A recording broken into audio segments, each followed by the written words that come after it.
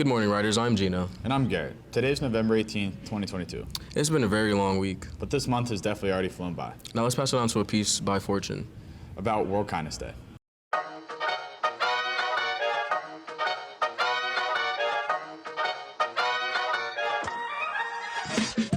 Send some sweet words. Surprise someone you care about by sending a text or card. Pay it forward. Pay for someone else's order in the drive-thru line. This makes for a sweet or savory surprise for the recipient. Often strangers will continue to pay it forward. Pump up the kindness. Another anonymous, quick way to rev up a person's day is prepaying their pump at a gas station. Go into any store and pay for amount of your choosing. Doesn't have to be a lot. So when the next person comes to the pump, there's a credit.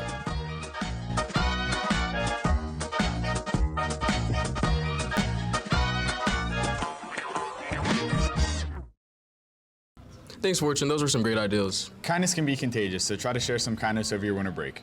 Another way to share kindness is by sharing food.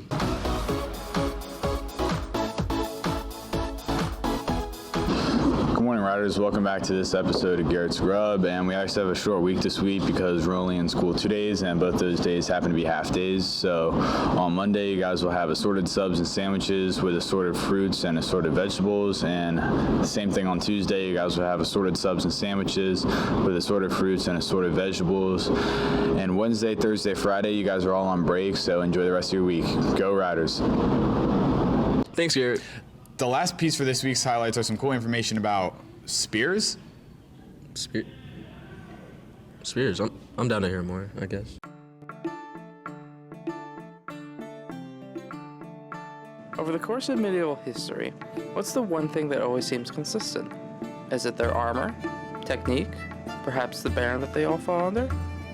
One thing that you might have thought of was their iconic weapon, a sword.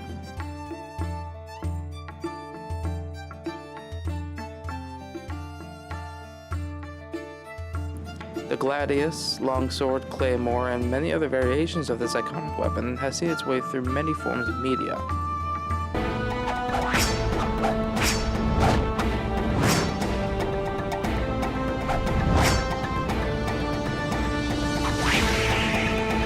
I admit it, you are better than I am.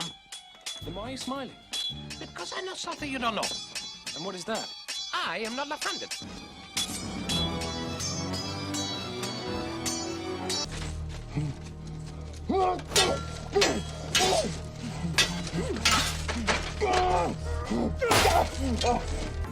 But what if I were to tell you that the sword wasn't actually the most used weapon during this time period? That honor goes to the polearm, or better known as a spear. But why the polearm? Well, during the 1300s, the most common form of armor was cheap, munitions-grade armor, or tin can, or better known as brigandine. A spear can pierce through brigandine like a pencil through a piece of paper.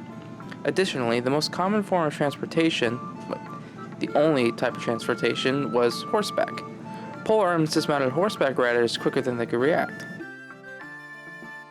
If the polearm was far more deadlier than a sword, more versatile than a sword, then why are swords the more popular weapon?